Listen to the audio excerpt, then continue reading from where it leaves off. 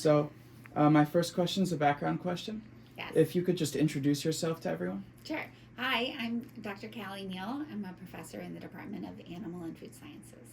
Perfect. And what is your educational background? So I have a bachelor's degree in biology and a master's degree in molecular cell biology and biotechnology. And then my doctorate degree is in food microbiology, it's really in food science and technology with the concentration in food microbiology. Mm-hmm. And how long have you been at UD? I have been at University of Delaware now for, this is my 21st year, so 21 years. Exciting. Yeah, it's a great place to be. So, let's jump into the topic questions. Sure. How does highly pathogenic avian influenza impact food safety in the poultry industry? Yeah, this is a great question. And so avian influenza has, for a very long time now, been very important to food production. And when you think about food production and the health of birds, certainly food safety is really important.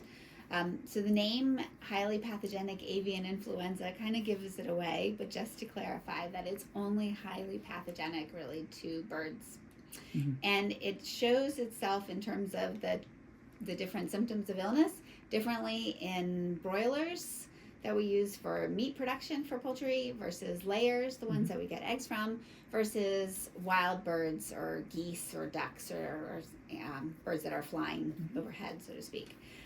So in terms of food safety, we don't see really transmission of the virus to people through food consumption or through food handling, but there is always the potential risk that a strain of avian influenza becomes transmissible to humans.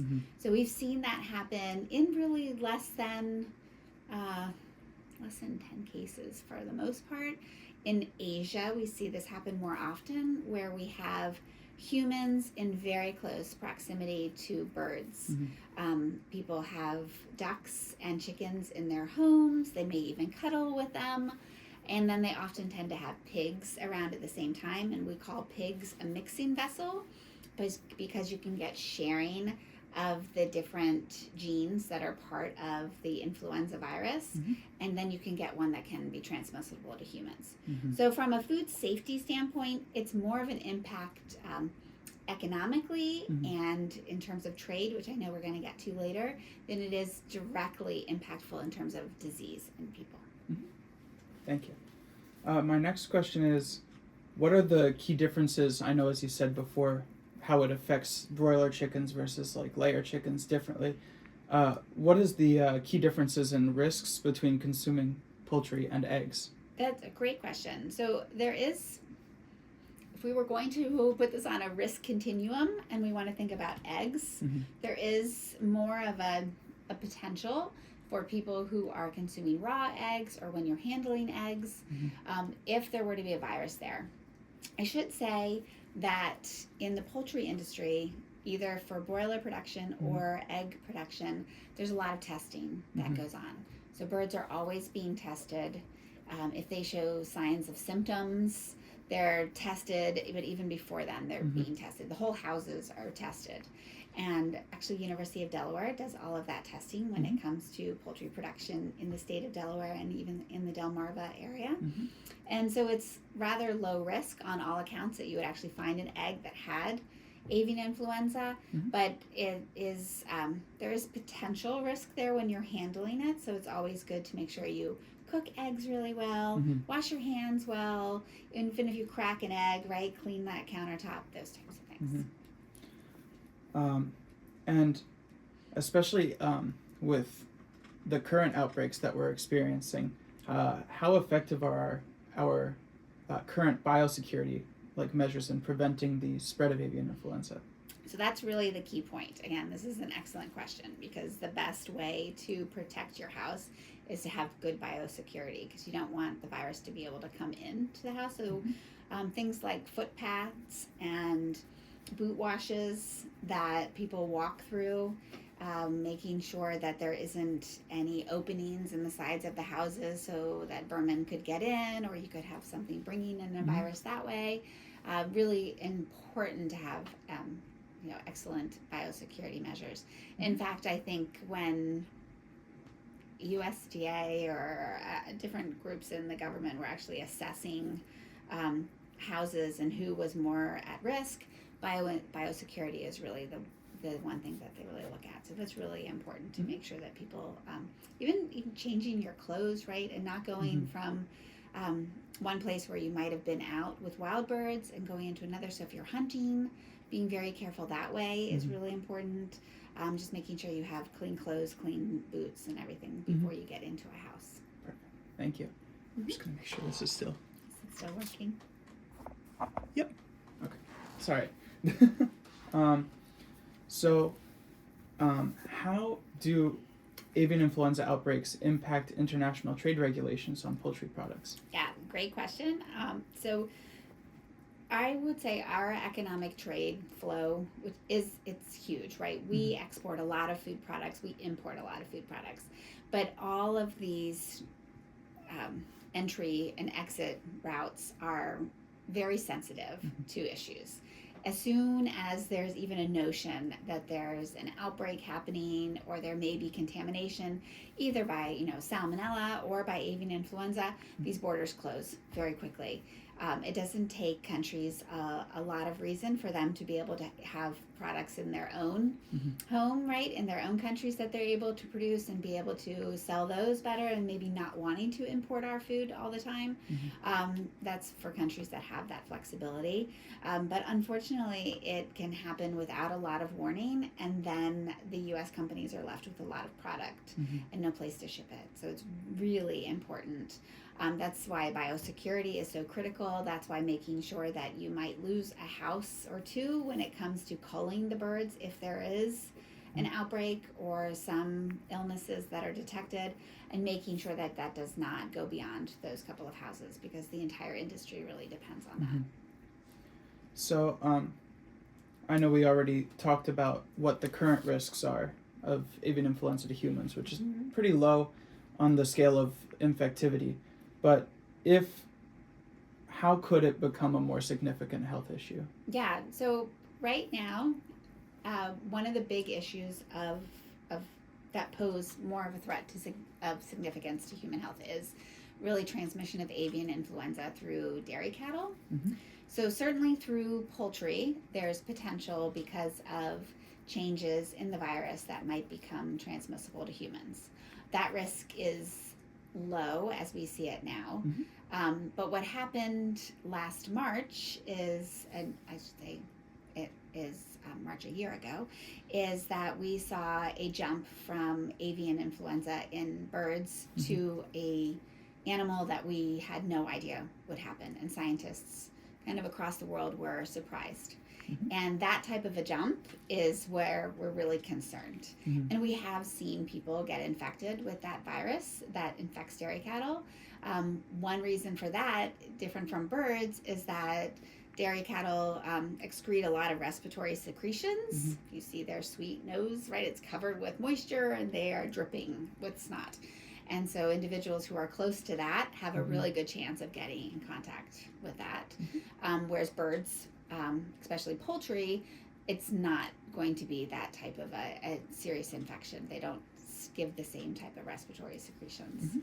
So that, I think, is where we really have more of a significant threat. So again, being aware, people who handle these animals and veterinarians as well have to wear the appropriate personal protective equipment, maybe masks and gloves and boot covers and body covers, and making sure that they are able to, again, maintain good biosecurity measures. How do websites that give guidance on handling poultry, like the CDC, contribute to public safety? Yeah, those are really important, and they have great infographics. CDC, FDA, I think the FDA Center for Veterinary Medicine that works with veterinarians directly, they all have great infographics that show, how you should change your PPE, what PPE should you wear, how do you risk coming in contact with animals. And they also do a really good job of reinforcing cooking. It's important that you cook your eggs really well, even if you like that runny egg, you should really probably cook it all the way through. Chicken, we have to cook well and use a meat thermometer, because you can't just rely on the color, and you can't rely on, touching or firmness or something. No, it just should be a meat thermometer. That's going to make sure that you inactivate the virus. And when it comes to milk, drinking and consuming only pasteurized milk. So, do you feel that public media sources recently, with the recent outbreaks, have been giving accurate information about the outbreaks? And if so, why or why not? This is a tricky question. So I think overall, I hear mostly the right messages, right? The best messages, which are cook your food well, wash your hands often, and drink pasteurized milk and juices, right? When we think about general guidance. In this case, though, we are seeing a lot of interest across the United States in consumption of unpasteurized milk. That's really risky, especially for people who are immunocompromised, just from all the different bacteria that could be there. But definitely when we think of the potential for avian influenza that can be in raw and unpasteurized milk, we know that pasteurization kills the virus.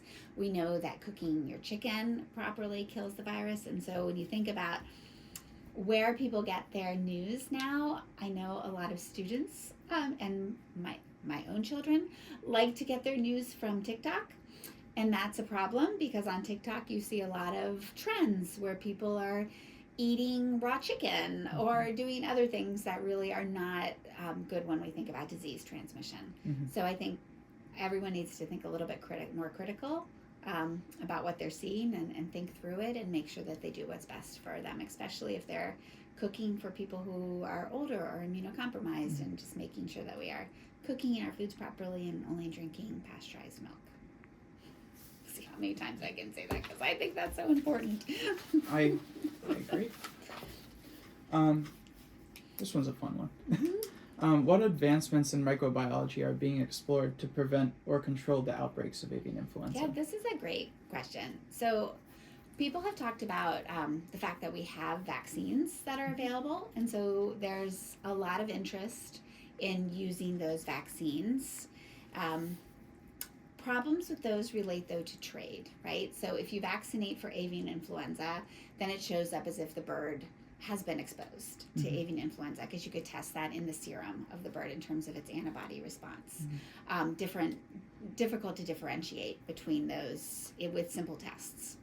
And so that's one of the negatives with vaccination, although it would certainly protect all the birds. So in terms of other ways, people are looking at new technologies like CRISPR, for example, that's being used to try to change some of the genetic profiles. You can actually have birds that are resistant to the virus. That's actually made in the genes of the birds, and so there are birds that have been genetically genetically bred to be able to have resistance. So that's something that's very unique. I think other types of advances that are being used to control other diseases, sometimes that could influence whether or not a bird gets sick from something, are looking at just ways to treat the food and the water. People are always looking at different ways to treat eggs. Can we use novel technologies to try to clean eggs so that handling them doesn't become any kind of a risk?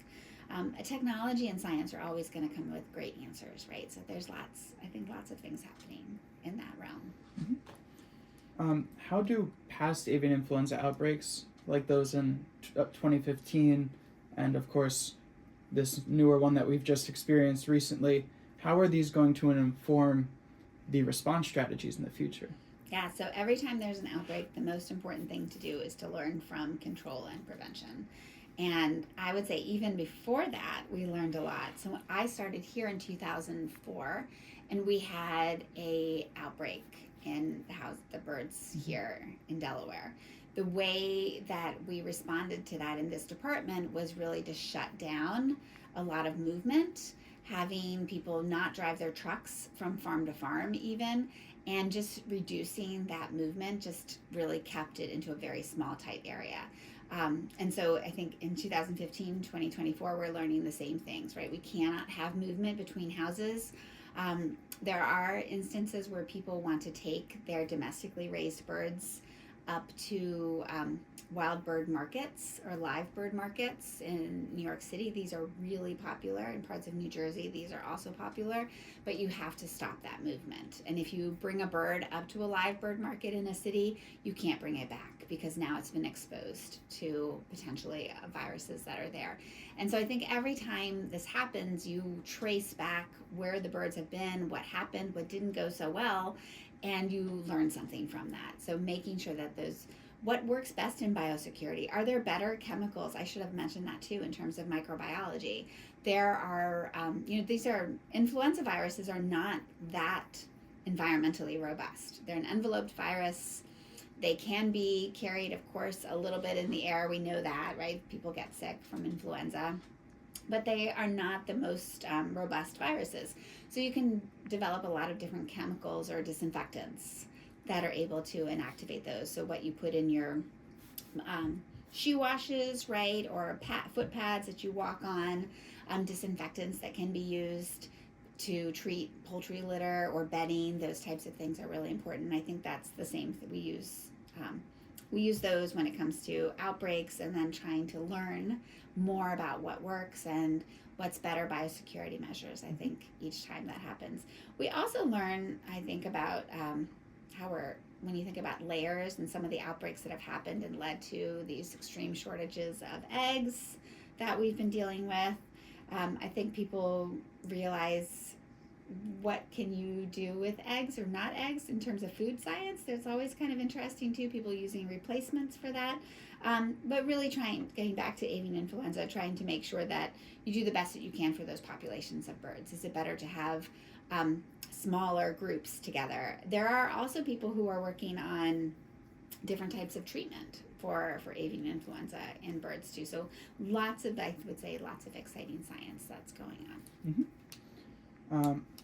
I think we can skip over number 10, just because that was kind of grouped in with number 9. Okay. I know you discussed earlier your experience with the 2004 outbreak, but if you could go into more detail as to what role the university researchers and microbiologists play in shaping food safety regulations related to avian influenza. Sure, yeah. So right now, actually, University of Delaware, we're doing quite a bit of work with avian influenza. So we have a biosafety level 3 facility that's located on campus, and we have scientists that use avian influenza there, and they are right now looking at what happens in if you were to have beef cattle, right, that were infected with avian influenza, and then you were to make that meat into ground beef or even into sausages and those types of things, and looking at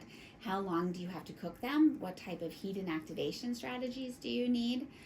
So that's really important. We're doing a lot of that work now, but we're also doing a lot of work in terms of what happens when the virus changes. What happens when the virus infects ducks or goes from species to species, and looking at all of these different clades of viruses that have been identified in some of these different outbreaks. What are really some of the genetic differences? What makes them more transmissible? And so we can do that all here because we have specific rooms and facilities that you can house birds in and infect them, and then be able to monitor them, take samples from them, and be able to really tell a lot about the virus. There's also scientists that are working on different treatments for the birds, and then of course there's vaccine research that's going on. And universities play a critical role in all of this. They work very closely with industry, and also work very closely with USDA to help make sure that we have good solutions that can be implemented very quickly, and that goes into kind of that policy part as well. Well, thank you so much for your time. I really appreciate this. Thank you very much. Nice to talk to you. I'm excited to see how this turns out. I can